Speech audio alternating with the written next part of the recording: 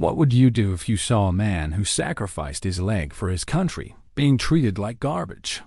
Would you look away? Or would you stand up and fight for his honor?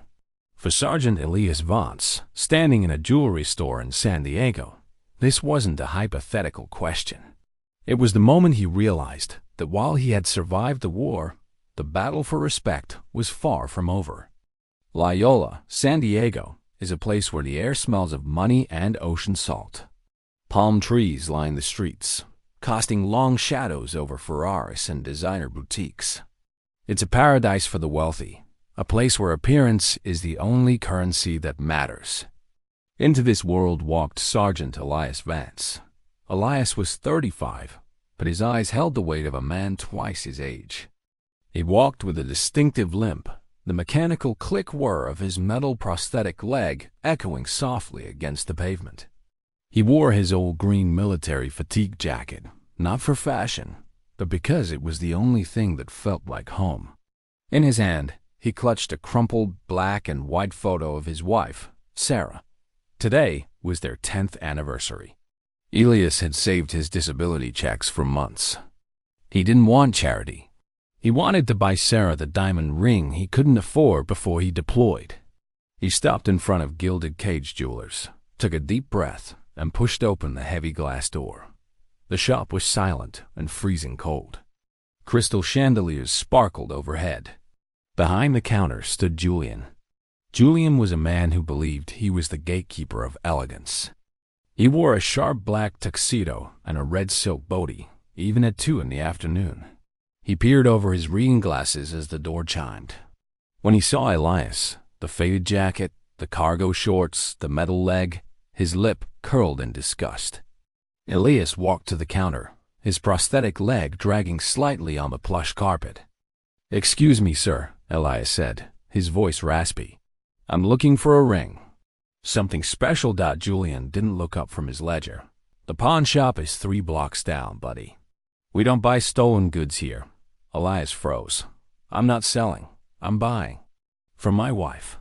Julian finally looked up, scanning Elias from head to toe.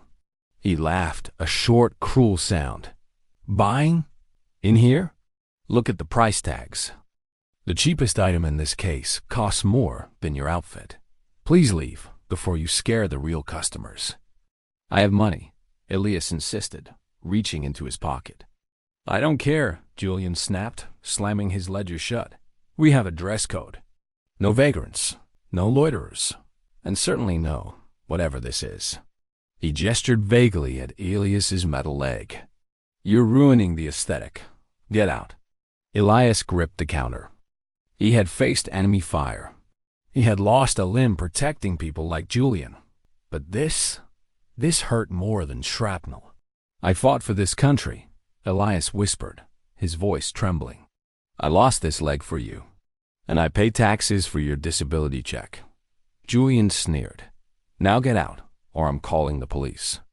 Elias looked at the crumpled photo of Sarah in his hand. He felt small, defeated. He turned around, head hanging low, the click-a-whir of his legs sounding like a clock counting down his humiliation. If your heart breaks for this injustice, if you believe that our veterans deserve nothing but the utmost respect, please take a moment right now to like this video and subscribe to our channel. Let's show the world that heroes are never forgotten. Elias reached for the door handle, but it swung open before he could touch it. Blocking the sunlight were 5 men. They were massive. They wore matching olive green t-shirts with the eagle, globe, and anchor of the USMC printed on the chest. Their arms were thick, their haircuts high and tight, and they wore desert combat boots. The Devil Dogs. They were off-duty Marines from Camp Pendleton, out for lunch.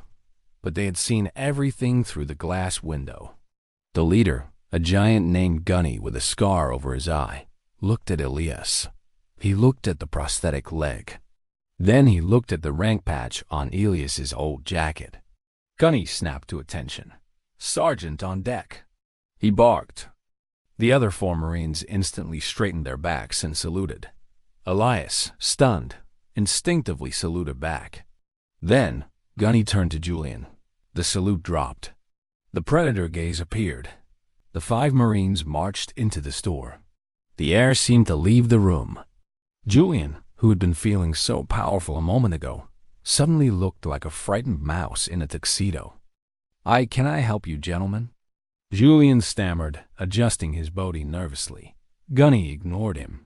He walked up to the counter, leaning over it until he was inches from Julian's face. "I think you made a mistake," Gunny said quietly. "You told my brother here to leave. He didn't meet the dress code." Julian squeaked. "Dress code?" Gunny pointed to Ilias's metal leg. "That leg is the only reason you get to sell these shiny rocks in freedom. That man paid a price you can't even imagine." Julian looked at the 5 angry Marines. He looked at Elias. He realized his mistake. I didn't know," Julian whispered. "You didn't look," Gunny corrected him. "Apologize.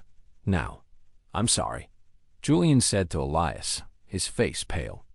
"And you're going to give him the hero discount," one of the other Marines growled. 50% off. Today only." Julian nodded frantically. "Yes, of course, 50%. Elias walked back to the counter. He pointed to a beautiful diamond ring. "That one." Julian pulled it out with shaking hands. He boxed it up. Elias paid, half price. As they turned to leave, Gunny put his arm around Elias. "Come on, Sergeant. Lunch is on us. We need to hear his stories." They walked out together, a wall of green tie-shirts protecting the man in the fatigue jacket. Julian was left alone in his silent, cold store, surrounded by diamonds that suddenly looked very cheap compared to the character that had just walked out the door. Elias gave Sarah the ring that night. She cried. But the ring wasn't the best part of his day. It was the reminder that the brotherhood never dies. Julian learned a lesson that day, too. You can wrap yourself in a tuxedo, but if your soul is rotten, you'll always be poor. So, I have to ask, if you were in that store and saw Julian kicking out the sergeant, what would you have done? Would you have stayed silent? Or would you have spoken up? Let us know in the comments. And remember, respect the uniform. Thanks for watching.